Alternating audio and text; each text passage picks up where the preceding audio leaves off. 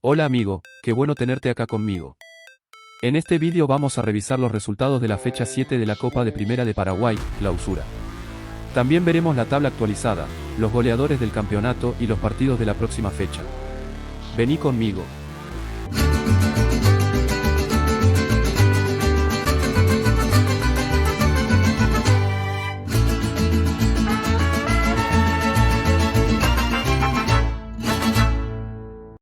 Sportivo Utrinidense derrotó a Sportivo Luqueño por 3-2. Nacional recibió a Sol de América y ganó 3-1. Guaraní y General Caballero empataron 1-1. Nacional visitó a Tacuarí y ganó 1-0.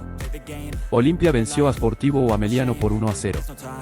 Y cerrando la fecha, Libertad derrotó a 2 de Mayo por 2-0. Antes de mostrarte la tabla actualizada, dale like, suscríbete al canal y activa las notificaciones para recibir los vídeos tan pronto como sean publicados. Tabla de posiciones. Olimpia, 15 puntos. Cerro Porteño, 14 puntos. 2 de Mayo, también con 14 puntos.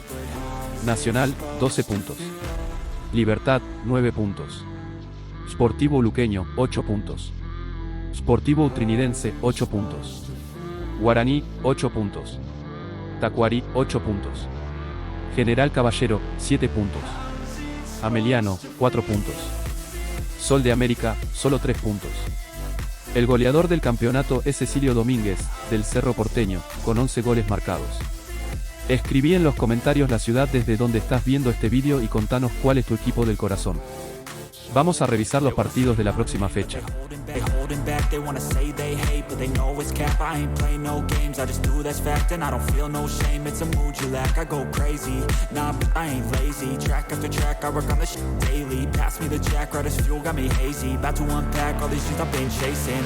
I've got visions in my head, like memories after death. To be a legend instead of something you can forget. I'm living up